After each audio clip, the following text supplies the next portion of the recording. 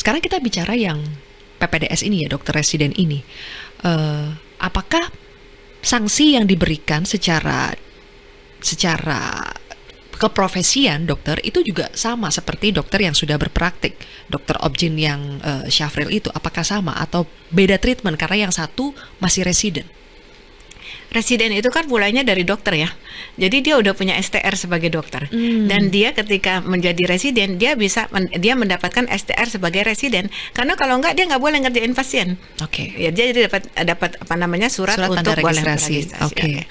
Nah, dengan adanya kasus seperti ini ya dia dicabut STR-nya sebagai residen dan STR dia sebagai dokter. Jadi even kan kalau dokter Marcel ini nggak jadi PPDS, kalau nggak mau jadi bankir sebenarnya bisa jadi dokter umum karena dia punya STR dokter umumnya. Masih gitu. berlaku ya dok sampai sekarang ya? Berlaku gitu. STR itu seumur hidup dok? Seumur sekarang? hidup. Tapi SIP beliau nggak bisa. Karena itu SP yang harus diperpanjang. Iya, karena dia udah nggak kompeten, harus ujian lagi, harus apa kalau mau mendapatkan SIP untuk praktek. Jadi dipanggil dokter bisa, tapi tidak bisa berpraktek. Iya, gitu. Berarti saya dari tadi benar nih manggilnya masih dokter ya. Gitu. Oke, tapi sudah tidak punya SIP. Iya, betul. Iya, Kalau yang si Priguna ini memang dari awal SIP-nya belum ada. SIP-nya belum ada, SIP-nya SIP sebagai residen. Oh, sebagai residen. Nah, jadi otomatis dengan STR-nya dia ini maka dia udah dicabut gitu. Semuanya STR-nya dicabut, ya udah semuanya sebagai dokter pun dia udah nggak boleh. Ya, seumur hidup itu ya. Iya. Tidak boleh lagi. Udah nggak dipanggil dokter lagi. Makanya sekarang kita panggil penjahat. Oke, dokter. Tadi dokter Marcel mengatakan bahwa dia tidak heran karena memang selama menjalani PPDS pun sepertinya dia melihat banyak sekali celah-celah kok yang bisa digunakan kalau ada niat jahat begitu ya. Nah, pertanyaan saya, kenapa misalnya dia mengatakan dokter Marcel mengatakan sekedar SOP saja nggak sebegitunya tuh pihak rumah sakit memberitahu, mengingatkan, itu tidak terjadi begitu. Dan praktik seperti ini mungkin biasa gitu, bahwa SOP itu tidak diingatkan. Nah, kenapa itu bisa terjadi dan apa yang bisa dilakukan oleh KKI? Ya, ini kan kalau kita lihat ya, seperti ini terjadinya di Rumah Sakit Hasan Sadikin, di Rumah Sakit Pusat Sarjito. Ini rumah sakit yang besar sekali ya, pasiennya juga besar gitu ya. Nah, memang mungkin ini perlu ke depannya dilakukan perbaikan supaya SOP ini benar-benar harus dijaga gitu. Tidak hanya sekedar cepat saja, tetapi begitu mereka masuk, si PPDS, si residen ini harus kemudian sejak awal mereka udah harus dikasih tahu ketika mereka masuk ruang bedah SOP mereka begini, ketika masuk IGD SOP-nya harus begini. Itu harus dilakukan. Nah, inilah harus dilakukan oleh perbaikan kepada rumah sakit yang menjadi tempat di mana residen-residen ini bekerja. Karena residen ini di sana walaupun dia sebagai sebagai peserta didik, tetapi dia bekerja memberikan pelayanan kepada masyarakat sebagai dokter gitu.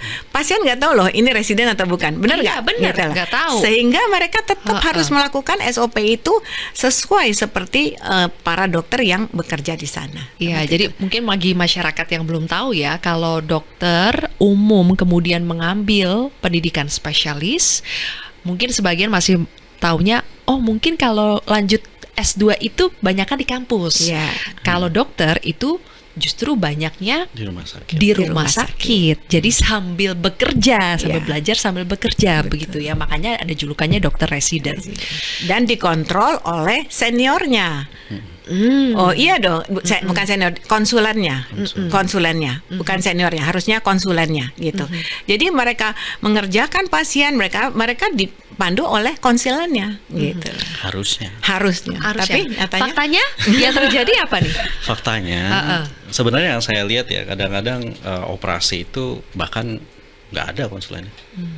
Konsulen itu adalah dokter spesialis ya, bukan dokter PPDS yang senior ya.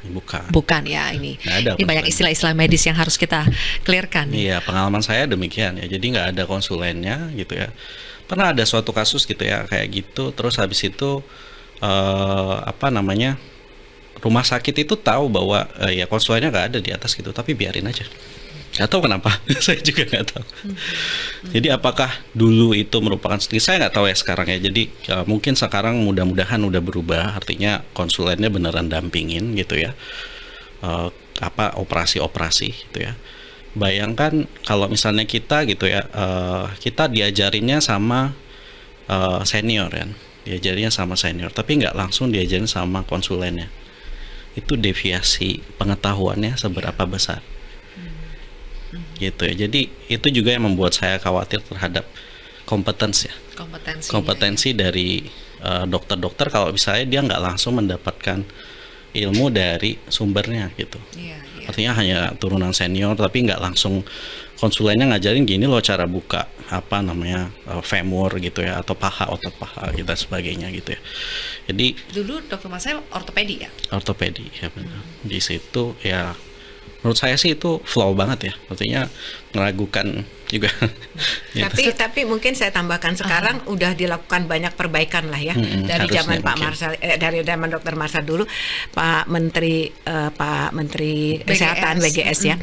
Contohnya sekarang kita itu menyiapkan face recognition. Jadi kalau masuk ke ruang operasi gitu ya, itu bukan hanya residen, tetapi konsulennya juga harus face recognition. Keluar juga harus, sehingga tahu ini konsulen ada apa enggak di dalam. Itu pada sudah saat di semua rumah sakit di bawah Kemenkes. Sudah dilakukan gitu. Jelajahi cara baru mendapatkan informasi. Download Metro TV Extend sekarang.